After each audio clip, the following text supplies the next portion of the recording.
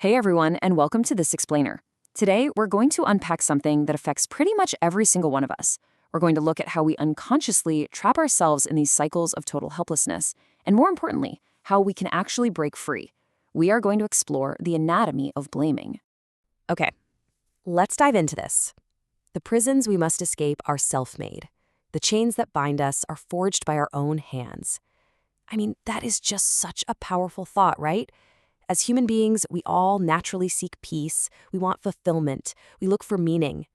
Yet so often, we end up feeling completely crushed by our circumstances, without even realizing that we actually hold the key to our own chains. So, let's start with Section 1, the self-made prison, and understanding the trap.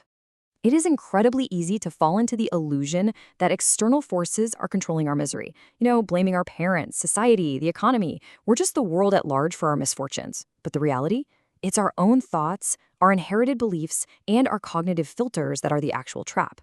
We walk around thinking we're prisoners of circumstance, but actually, we're just prisoners of our own perspectives. Whenever we decline to take responsibility, we basically end up suffocating in these tiny, rigid boxes of our own making. It's kind of like getting furious at a coffee table just because you stubbed your toe on it. When you believe that everyone else is responsible for your life, you're immobilized. You end up crushed by the weight of the past because you've essentially surrendered your power to change the present. Moving on to Section 2, the anatomy of blaming. And as we'll see, it is way more than just a bad habit. Now, what's really interesting about this slide is that blaming isn't just some quirky personality trait. In psychology, it's actually categorized as a deeply destructive cognitive distortion. It's the ingrained habit of placing all the responsibility for your negative experiences onto other people. It acts as a psychological defense mechanism. Its entire purpose is to prevent you from taking personal accountability, which ultimately traps you in a cycle of absolute helplessness. It's basically your ego trying to protect you, but it's completely destroying your personal agency in the process. Think about how this shows up in real life. We constantly hear, or let's be honest, say things like, "It's all your fault that I'm feeling this way," or "You made me do it," or "If you hadn't been so careless." Ask yourself, do you recognize these phrases? Have you used them? Have they been used against you? We throw these statements around to avoid the extreme discomfort of dealing with reality. Because pointing a finger is just so much easier than looking in a mirror. If we break down the logic of this distortion, we see mechanisms like placing fault on others, or just defaulting to judgment and anger. And why do we do this? Well, the short-term goal is to avoid emotional discomfort and protect our ego. But the cost is absolutely massive. By protecting the ego, we get trapped in these negative thinking patterns. We literally guarantee our own misery, making unhappiness totally inevitable. The cost of avoiding a little discomfort is a life of total helplessness. Which brings us to Section 3, the cost of resentment, or outsourcing your agency. Take a look at this. Self-righteous anger, judging others, and placing blame does not change anything. It's just an illusion of action. These tactics do absolutely nothing to improve your situation. In fact, they really just deepen the anger and the resentment. By blaming someone else for your emotional state, you are handing them the remote control to your life. You're literally outsourcing your agency to the exact people or circumstances that you're so angry at. All right, Section 4, the Epictetus shift. Let's look at some ancient wisdom on accountability. And this brilliantly illustrates that humanity has been wrestling with this cognitive distortion for thousands of years.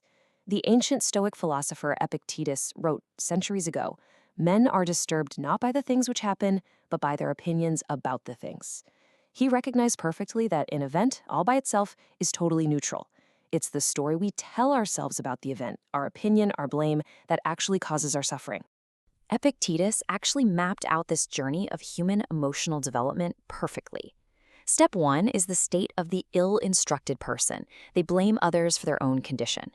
Step 2 is where instruction begins and you start laying the blame on yourself instead. But step 3, that's where instruction is completed and true emotional freedom is achieved. You blame no one, not others, and not yourself.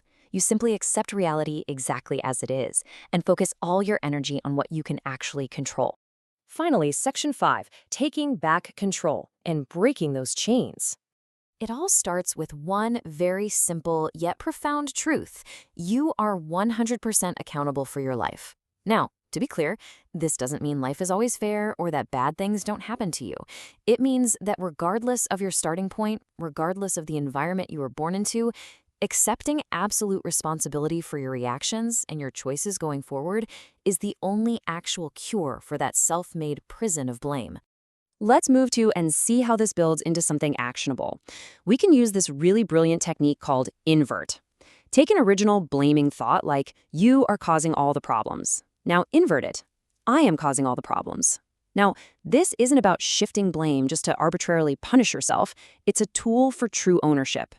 When you flip the script like that, it forces your brain to look for the green of truth in your own behavior, which immediately restores your power to fix it. Let's try another one. Instead of thinking, you are the reason I am stressed, invert it to, I am the reason I am stressed. Again, this is all about self-awareness. It's about recognizing that your reaction to the other person is what's actually generating your stress. By saying, I am the reason I am stressed, you literally grab the steering wheel of your own emotions and take back control. So, to truly dismantle this distortion day by day, we follow this simple framework. First, consciously stop blaming others the second you feel discomfort. Second, reflect deeply on your own internal narratives. Third, accept 100% responsibility for your reactions. And fourth, focus entirely on solutions rather than dwelling on the problem or whose fault it is. So the crucial point is this. I really want you to sit with this final question. If you stop blaming the world, what are you finally responsible for changing? The very moment you stop pointing outward, all of that energy has to go inward. The chains are yours. The prison is yours. But the incredible, empowering news is that the key is yours too. Thank you so much for joining me for this explainer, and I truly hope this helps you step entirely out of that self-made prison.